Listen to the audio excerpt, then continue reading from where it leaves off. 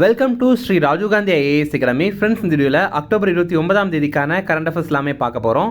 சரி, வாங்க பார்க்கலாம். ஃப்ரெண்ட்ஸ், இந்த வீடியோட நோட்ஸ் எல்லாமே கீழே பிடிஎஃப் டிஸ்கிரிப்ஷன் கொடுத்துருக்கோம். அதெல்லாமே கிளிக் பண்ணி டவுன்லோட் பண்ணிங்க.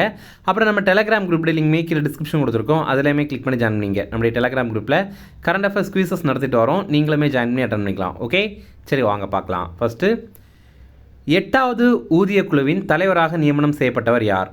இதற்கான ஆன்சர் ரஞ்சனா பிரகாஷ் தேசாய். இது என்ன 8வது ஊதிய குழு அப்படின்னா, மத்திய அரசு பணியாளர்களுடைய ஊதியங்களை ஒரு 10 ஆண்டுகளுக்கு ஒரு முறை அதிகப்படுத்துவாங்க. அவங்களுடைய அடிப்படை ஊதியத்தை அதிகப்படுத்துவாங்க. அந்த மாதிரி அதிகப்படுத்துறதுக்காக ஒரு குழுவை உருவாக்குவாங்க. அதுதான் ஊதிய குழு அப்படிங்கிறது. இப்போ 8வது ஊதிய குழு அமைத்திருக்காங்க. அதோடைய தலைவராக ரஞ்சனா பிரகாஷ் தேசாய் அப்படிங்கிறவங்கள அப்பாயின்ட் பண்ணியிருக்காங்க. அப்போது மத்திய அரசு ஊழியர்களுடைய ஊதியம் உயர்வுக்காக 8வது ஊதிய குழுவை அமைத்திருக்காங்க. இதற்கு தலைமை தாங்குறவங்க ரஞ்சனா பிரகாஷ் தேசாய் அப்படிங்கிறவங்க. இவங்க உச்சநீதிமன்றத்துடைய முன்னாள் நீதிபதி மற்றும் தொகுதி மறுவரையீடு ஆணையத்துடைய தலைவராகவும் இப்போ இருக்காங்க. இந்த ஊதிய குழு பரிந்துரைகள் இருக்குல்ல, இது 2026ஆவது ஆண்டு ஜனவரி 1ஆம் தேதியிலிருந்து நடைமுறைக்கு வர்றதுக்கான வாய்ப்பு இருக்குது அப்படின்னு தெரிவித்திருக்காங்க. வாய்ப்பு இருக்குன்னு மட்டும்தான் தெரிவித்திருக்காங்க. உறுதியா அப்படிங்கிறது அவங்க தெரிவிக்கல. இதன் மூலமாக 50 லட்சம் மத்திய அரசு ஊழியர்களும் 69 லட்சம் ஓய்வூதியதாரர்களும் பலன் பெறுவாங்க. அடுத்தது, எந்த மாநிலத்தில் கால்நடைகளுக்கான புஷ்கர் கண்காட்சி நடைபெறுகிறது? இதற்கான ஆன்சர் ராஜஸ்தான். இப்போ ராஜஸ்தான் பார்த்தீங்கன்னா, ராஜஸ்தானில் புஷ்கர் அப்படின்னு ஒரு பகுதி இருக்குது. அங்கே கால்நடை கண்காட்சி ஒவ்வொரு வருஷமும் ரொம்ப பிரபலமாக நடைபெறும். இதில் ஒட்டகங்கள் அப்புறம் எருமைகள் இதெல்லாம் காட்சிப்படுத்துவாங்க. இந்த ஆண்டில் அக்டோபர் 23ஆம் தேதி ஆரம்பித்து நவம்பர் 7ஆம் தேதி வரைக்கும் நடைபெறுது. ஃப்ரெண்ட்ஸ், நம்ம ராஜீவ்காந்தி ஐஏஎஸ் அகாடமியில் Tamil Nadu S A எக்ஸாமுக்கான test series start பண்ண போகிறோம். நவம்பர் 3ஆம் தேதி ஸ்டார்ட் பண்ணுறோம். இது பார்த்திங்கன்னா நம்ம சென்னையில் அண்ணா நகரில் நம்ம இன்ஸ்டியூட் இருக்குது. நீங்கள் இங்கே எழுதிக்கலாம். அதே மாதிரி ஆன்லைனில் கூட எழுதிக்கலாம். இதில் பார்த்தீங்கன்னா உங்களுக்கு ஏதாவது தகவல் தெரியணும் அப்படின்னா ஸ்க்ரீனில் தெரிய நம்பருக்கு கால் பண்ணி பேசிக்கலாம். அதே மாதிரி நீங்கள் டிஎன்பிஎஸ்சி எக்ஸாம் ப்ரிப்பேர் பண்ணுறீங்க அப்படின்னா நம்ம இன்ஸ்டியூட்டில் டிஎன்பிஎஸ்சி குரூப் 1 குரூப் 2 எக்ஸாமுக்கான பிலிம்ஸ் மற்றும் மெயின்ஸ் கிளாஸ் நம்ம நடத்திட்டுருக்கோம். இது நவம்பர் 1ஆம் தேதியிலேருந்து புதிய பேட்சுமே ஸ்டார்ட் ஆகுது. இதில் பார்த்தீங்கன்னா ஆன்லைன் கிளாஸும் இருக்குது, ஆஃப்லைன் கிளாஸும் இருக்குது. இதில் புக்கோட சேர்த்து நாங்கள் உங்களுக்கு தந்துடுவோம். இது சம்மந்தமான தகவல்கள் தெரியணும் அப்படின்னா ஸ்க்ரீனில் தெரிகிற இந்த நம்பருக்கு கால் பண்ணி பேசிக்கலாம். அடுத்தது, தேசிய அறிவியல் விருதுகள் எத்தனை அறிவியல் தொடர்பான துறைகளுக்கு வழங்கப்படுகின்றன? இதற்கான ஆன்சர் 13. ராஷ்ட்ரிய விஞ்ஞான் புரஸ்கார் தேசிய அறிவியல் விருதுகள். இப்போ எப்படி பத்ம விருதுகள் கொடுக்குறாங்க, அதே மாதிரி அறிவியலில் வழங்கப்படுற மிக உயரிய விருது எது அப்படின்னா இந்த ராஷ்ட்ரிய விஞ்ஞான் புரஸ்கார் அப்படிங்கிறது தான். இதில் 13 அறிவியல் தொடர்பான துறைகளில் இந்த விருதுகளை வழங்குறாங்க. இதில் தலப்பில் பிரதீப் அப்படிங்கிற ஒரு விஞ்ஞானிக்கு விஞ்ஞான் ஸ்ரீ அப்படிங்கிற விருது வழங்குறாங்க. இவர் சென்னை ஐஐடியுடைய பேராசிரியராக இருக்கார். அடுத்தது, சென்னை ஐஐடியுடைய பேராசிரியர்களான மோகன சங்கர் சிவபிரகாசம், ஸ்வேதா பிரேம் அகர்வால், இவங்க 2 பேருக்கும் விஞ்ஞான் யுவா அப்படிங்கிற விருது வழங்குறாங்க. இது இளைஞர்களுக்காக வழங்கப்படுற விருது. ஆனால் இங்கே இவங்க இளைஞர்கள் அப்படின்னு குறிப்பிட்றது 45 வயதுக்குட்பட்டவங்கள தான் குறிப்பிட்றாங்க. அப்புறம் தமிழக உயிரியல் விஞ்ஞானியான கே தங்கராஜு அவர்களுக்கு விஞ்ஞான் ஸ்ரீ அப்படிங்கிற விருது அறிவித்திருக்காங்க. இதே மாதிரி நம்ம ஏற்கனவே இந்த மாதம் 26ஆம் தேதி போட்ட வீடியோவில் இது சம்மந்தமாக இன்னும் சில டீட்டெயில்ஸ் கொடுத்துருப்போம். அதை நம்ம ஏற்கனவே பார்த்துருப்போம். அது நீங்கள் இன்னும் பார்க்கல அப்படின்னா அந்த வீடியோ பாருங்கள். அக்டோபர் 26ஆம் தேதி வீடியோ. அடுத்தது, எந்த ஆண்டை பிரதமர் மோடி ஆசியான் இந்தியா கடல்சார் கூட்டுறவு ஆண்டாக அறிவித்தார்? இதற்கான ஆன்சர் 2026. அதாவது அடுத்த ஆண்டை பிரதமர் மோடி என்னென்னு அறிவித்திருக்காருன்னா ஆசியான் இந்தியா கடல்சார் கூட்டுறவு ஆண்டு அப்படின்ற மாதிரி அறிவித்திருக்காரு. இப்போ ரீசெண்டாக பார்த்தீங்க அப்படின்னா 47வது ஆசியான் உச்சி மாநாடு நடைபெற்றது. இது அக்டோபர் 26ஆம் தேதியிலேருந்து 28ஆம் தேதி வரைக்கும் நடைபெற்றது. இதில் ஒரு பகுதியாக 22வது ஆசியான் இந்தியா உச்சி மாநாடும் நடைபெற்றது. இது மலேசியாவுடைய தலைநகரான கோலாலம்பூரில் தான் நடைபெற்றது. ஆனால் நம்ம பிரதமர் மோடி இதில் காணொலி வாயிலாக தான் கலந்து கொண்டார். இப்போது இந்த ஆசியான் கூட்டமைப்பில் இது வரைக்கும் 10 நாடுகள் தான் இருந்தாங்க. இப்போ 11வது உறுப்பு நாடாக திமோர் லெஸ்தே இணைந்திருந்தது. இந்த திமோர் லெஸ்தேக்கு இன்னொரு பேர் இருக்குது. அது என்னென்னா கிழக்கு திமோர் அப்படிங்கிறது தான். அடுத்தது, ரீசெண்டாக ஃபிஃபா அமைப்பு ஒரு அறிவிப்பு வெளியிட்டிருந்தாங்க. என்னென்னா ஆசியான் நாடுகளுக்கு இடையில் ஒரு கால்பந்து போட்டி அமைக்கப்படும், அதோடைய பேர் ஆசியான் கப் அப்படின்னு அழைக்கப்படும் அப்படின்னு தெரிவித்திருந்தாங்க. அடுத்தது, SJ-100 விமானத்தை தயாரிக்க ரஷ்யா எந்த இந்திய நிறுவனத்துடன் ஒப்பந்தம் செய்தது? இதற்கான ஆன்சர் HAL. இப்போ பார்த்தீங்க அப்படின்னா SJ-100 அப்படிங்கிற பயணிகள் விமானம் தயாரிக்காக ஒப்பந்தம் போட்டிருக்காங்க. HAL மற்றும் UAC இந்த 2 நிறுவனங்கள் கூட தான் ஒப்பந்தம் போட்டிருக்காங்க. HAL அப்படிங்கிறது இந்தியாவில் இருக்க ஹிந்துஸ்தான் ஏரோநாட்டிக்ஸ் லிமிடெட் அப்படிங்கிற நிறுவனம். அடுத்தது UAC அப்படிங்கிறது ரஷ்யாவை சேர்ந்த யுனைடெட் ஏர்கிராஃப்ட் கார்ப்பரேஷன் அப்படிங்கிற நிறுவனம்.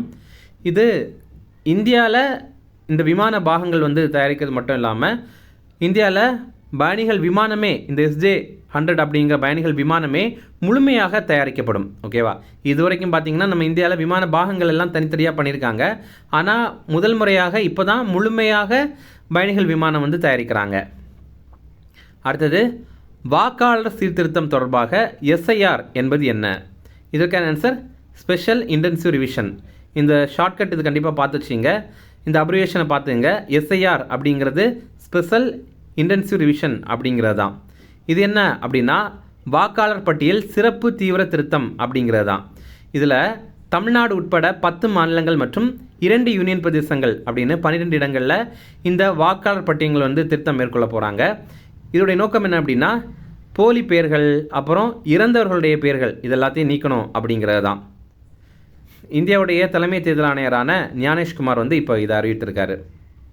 அடுத்தது, ஒரு ரிப்போர்ட் வந்து வந்திருக்கு. என்னென்னா தமிழகத்தில் 5.13% விவசாயிகளுக்கு சிறுநீரக செயல்திறன் பாதிப்பு இருக்கிறதுக்கு வாய்ப்பு இருக்குது அப்படின்னு தெரிவிக்கிறாங்க.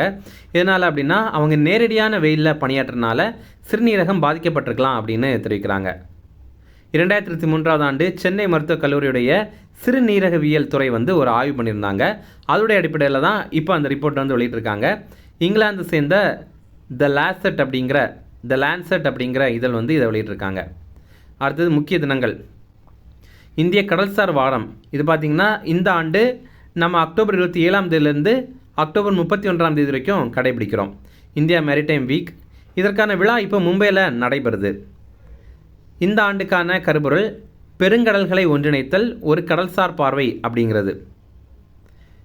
நம்ம இந்தியாவுக்கு ஒரு கடல்சார் பார்வை இருக்குது. அது என்னென்னா மேரிடைம் இந்தியா விஷன் 2030 அப்படிங்கிறது. அதாவது 2030ஆவது ஆண்டுக்குள்ளாடி நம்ம கடல் சார்ந்த துறையை வந்து ரொம்ப சிறப்பாக பண்ணணும் அப்படிங்கிறது தான் அதோடைய அர்த்தம். அடுத்தது, உலக பக்கவாத விழிப்புணர்வு தினம். இது வந்து அக்டோபர் 29ஆம் தேதி வேர்ல்டு ஸ்ட்ரோக் டே.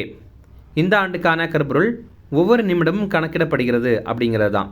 அதாவது ஸ்ட்ரோக்கில் பார்த்தீங்கன்னா பி ஃபாஸ்ட் அப்படிங்கிறது ரொம்ப முக்கியம். பி அப்படின்னா பேலன்ஸ். ஓகேவா? ஈனா ஐஸ், எஃப்னா ஃபேஸ், ஏனா ஆர்ம்ஸ், எஸ்னா ஸ்பீச், அப்புறம் டீனா டைம். அதாவது ஒருத்தருக்கு ஸ்ட்ரோக் வரப்போகுது, பக்கவாதம் வரப்போகுது அப்படின்னா அதற்கான சிம்டம்ஸ் தான் இதெல்லாம். முதல்ல அவருடைய பேலன்ஸ் வந்து மிஸ் ஆகும். அவர் ரொம்ப பேலன்ஸ்லேருந்து குளறுபடி ஆகிடுவார். அப்புறம் கண் பார்வை சரியாக இருக்காது, லைட்டாக மங்க ஆரம்பிக்கும். அடுத்தது, ஃபேஸில் பார்த்தீங்கன்னா பேசும்போது ஒரு சைடு அப்படியே கோன்ற மாதிரி இருக்கும். அடுத்தது ஆர்ம்ஸ். இது பார்த்திங்கன்னா ஆர்ம்ஸு, அப்புறம் வந்து கால், இதெல்லாம் ரொம்ப வீக்காக இருக்க மாதிரி இருக்கும். அடுத்தது ஸ்பீச், பேசுகிறதுக்கு கொஞ்சம் கஷ்டமாக இருக்கும். அடுத்தது இங்கே டி அப்படிங்கிறது நம்ம இந்த டைமில் ஆம்புலன்ஸுக்கு ஃபோன் பண்ணோம் அப்படிங்கிறத குறிக்குது, டைம் அப்படிங்கிறத குறிக்குது. அப்போ பொதுவாக பார்த்திங்கன்னா கை கால் செயலிழப்பு, தலை சுற்றுதல், பேச்சு குளறுதல், பார்வை குறைபாடு இதெல்லாம் இதோடைய அறிகுறிகளாக இருக்குது. எதனால் இந்த பக்கவாதம் ஏற்படுது அப்படின்னா உயர் ரத்த அழுத்தம், அதாவது பிபி ரொம்ப அதிகமாக இருக்கிறது. அதே மாதிரி புகை, மது, அப்புறம் உடல் பருமன் இதெல்லாம் காரணமாக இருக்குது. இதில் 2 வகையான பக்கவாதங்கள் இருக்குது. ஒன்று பார்த்திங்கன்னா இஸ்கெமிக், இன்னொன்று வந்து ஹீமரேஜிக். இஸ்கெமிக் அப்படிங்கிறது மூளைக்கு செல்கிற ரத்த நாளம் வந்து அடைப்பு ஏற்பட்டுச்சு அப்படின்னா இந்த மாதிரி ஆகும். அதே மாதிரி ஹீமரேஜிக் அப்படின்னா மூளையில் ரத்த கசிவு ஏற்பட்டுச்சு அப்படின்னா இந்த மாதிரி ஏற்படும். ஓகே, இன்னும் ரிவிஷன் பார்க்கலாம். 8வது ஊதிய குழுவின் தலைவராக நியமனம் செய்யப்பட்டவர் யார்? இதற்கான ஆன்சர் ரஞ்சனா பிரகாஷ் தேசாய். இப்போ உங்களுக்கான கேள்வி, நம்ம தமிழக மாநில கல்விக் கொள்கை இருக்குல்ல, அது யாருடைய தலைமையில் அது வந்து அமைக்கப்பட்டது? ஓகேவா? தமிழக மாநில கல்விக் கொள்கையை உருவாக்குறதுக்கு யாருடைய தலைமையிலான ஆணையம் வந்து அமைக்கப்பட்டிருக்கு அப்படிங்கிறது உங்களுக்கு தெரியும்னா கமெண்ட்ஸில் சொல்லுங்கள். அடுத்தது, எந்த மாநிலத்தில் கால்நடைகளுக்கான புஷ்கர் கண்காட்சி நடைபெறுகிறது? இதற்கான ஆன்சர் ராஜஸ்தான். அடுத்தது, தேசிய அறிவியல் விருதுகள் எத்தனை அறிவியல் தொடர்பான துறைகளுக்கு வழங்கப்படுகின்றன? இதற்கான ஆன்சர் 13. அடுத்தது, எந்த ஆண்டை பிரதமர் மோடி ஆசியான் இந்தியா கடல்சார் கூட்டுறவு ஆண்டாக அறிவித்தார்? இதற்கான ஆன்சர் 2026. அடுத்தது, SJ-100 விமானத்தை தயாரிக்க ரஷ்யா எந்த இந்திய நிறுவனத்துடன் ஒப்பந்தம் செய்தது? இதற்கான ஆன்சர் HAL. அடுத்தது வாக்காளர் சீர்திருத்தம் தொடர்பாக SIR என்பது என்ன? இதற்கான ஆன்சர் ஸ்பெஷல் இன்டென்சிவ் ரிவிஷன். அவ்வளோதான் ஃப்ரெண்ட்ஸ். இந்த வீடியோ பிடிச்சா கண்டிப்பாக லைக் பண்ணுங்கள், நம்மளே சேனலுக்கு சப்ஸ்கிரைப் பண்ணி வச்சிங்க, உங்கள் நண்பர்களுமே ஷேர் பண்ணுங்கள். கண்டிப்பாக இது அவங்களுக்கும் பயனுள்ளதாக இருக்கும். Okay, thank you.